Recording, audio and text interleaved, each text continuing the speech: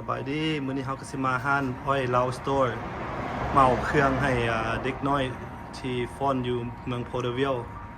เฮาสิเข้าไปเบิ่งว่าห้านเพิ่นมีหยังแหน่เอาไปเบิ่งนำกันเด้อ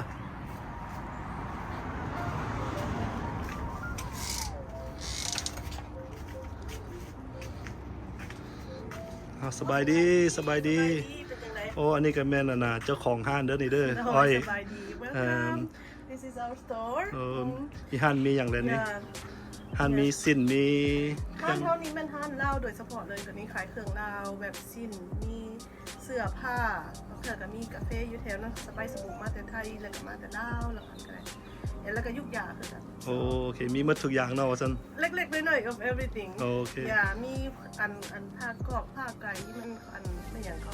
ผ้าเบียงยาผ้าเบียงมีแล้วของไปบัดเวลาคือกันสำหรับ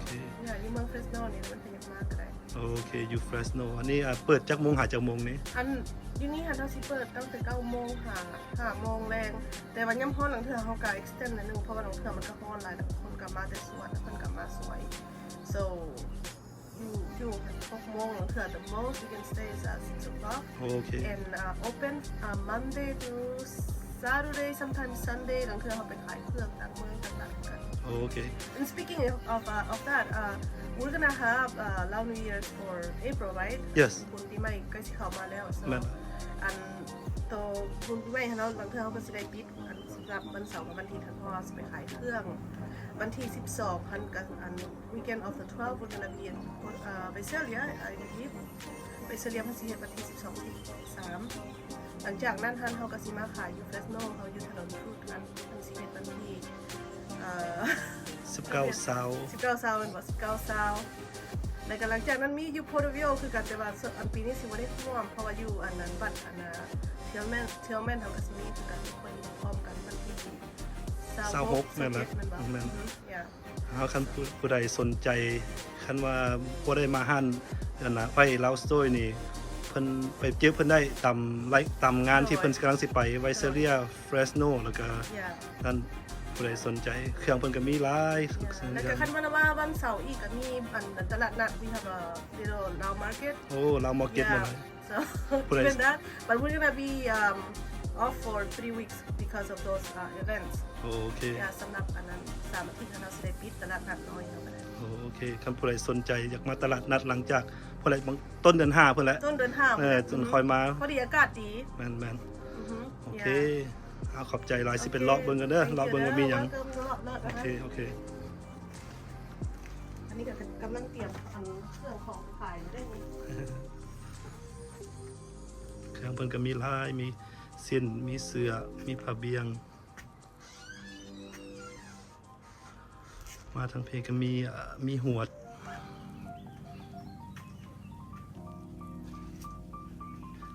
ผู้ใดอยากได้เครื่องแบบตอนบวชตอนยังนี่ก็ได้ดิมันมี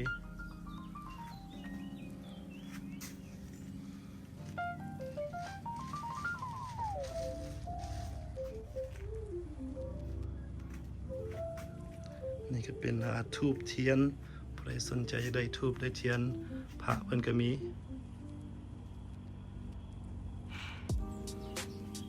เป็นผ้าไก่ผ้าหยังก็มีเป็นฝ้าย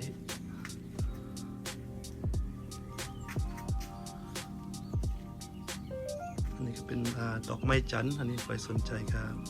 มาเอาได้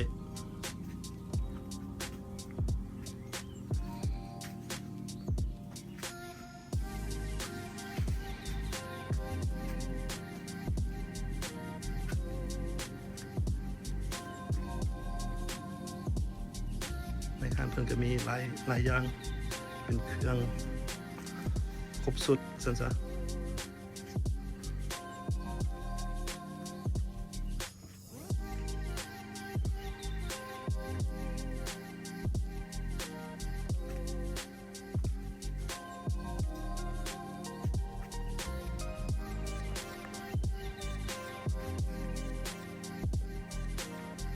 นี่ก็แม่นเป็นสิ้นแถมสินใหม่มีหมดทุกอย่างนี่ก็เป็นสินสาวแหล่บ้านนาผู้ใดอยากได้สินสาวแหล่บ้านนาก็มาเอาที่นี่เด้อ น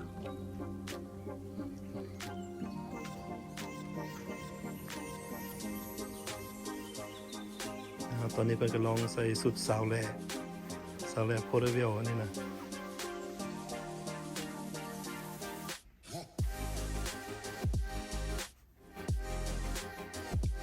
สนใจอยากได้สุดสาวแลก็มาเอาเด้ออยู่หั่นนะออยลาวสโตร์นี่เด้ออันนี้เป็นเครื่องประดับผู้ใดต้องการได้เครื่องประดับ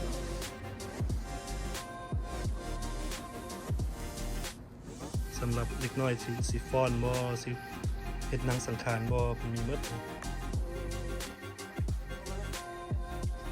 เครื่องประดับผมดอกจำปาเป็นแหวนเป็นใส่คอเป็นเครื่องประดับสำหรับเด็กน้อย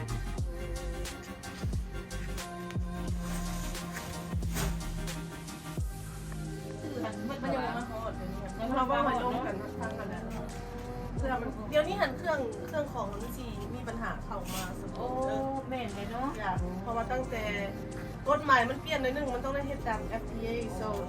right now ในระยะนี้หันของมาแต่ไทยสิมายากเลยหนึ่งขาดตลาด โอเคนี่เป็นเสื้อของผู้หญิงสำหรับไปงานราตรีหรืองานต่างๆใส่ได้หมดทุกอย่างนี่เป็นสุดเครื่องเป็นสุดก็มีทั้งผ้าเบียงน้ำนี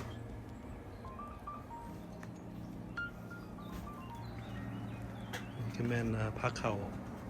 ทั้งผ้าเข่าพิกตาเสื้อผ้าของผู้ชาย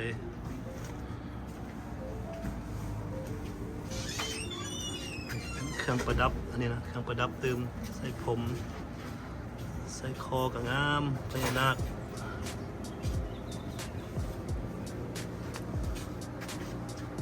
ได้เครื่องเป็นพระเครื่องพระยังก็มีประลักแขนก็มี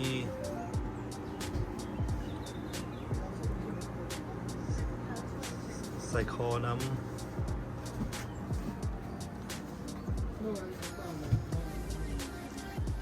จะมีที่ไม่ต้องการได้ที่กาแฟเป็นกัปก็มีอยู่เทิงนี่ก็แม่นเป็นขันใส่บาตรเต็มเลย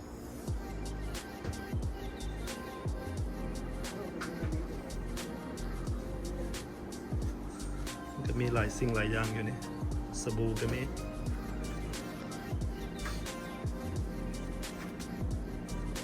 เป็นยาสีฟันนั่นนี่นะ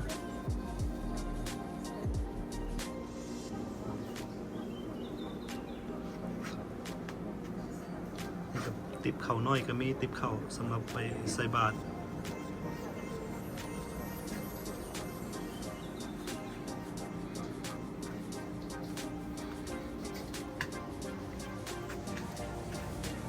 ต้องการ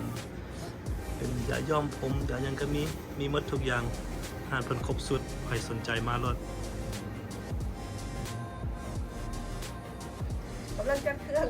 เพิ่นกำลังจัดเครื่อง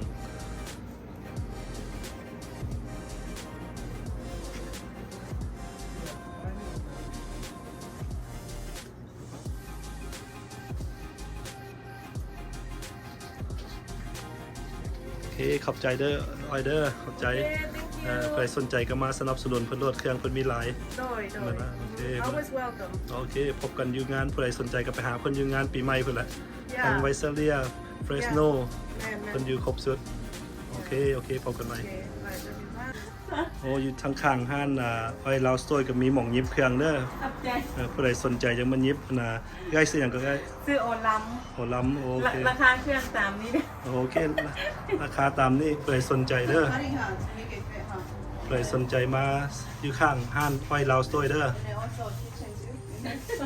โอ้ยอันที่มีคิเช่นเนี่ยมาขายเครื่องยำเหมือนวันเสาร์นำมาไว้ เราขายเครื่องคือกันนี่หันมาเฮ็ดอันกับพุ่นว่ามันเป็นนิดผ้าแล้ว ผู้ใดสนใจก็มาเสือผู้ใดน้อยบ่หรือว่าใหญ่หันมาหาเอื้อยเพิ่นรถเพิ่นสิยับให้บ่มีปัญหาได้ทุกแนว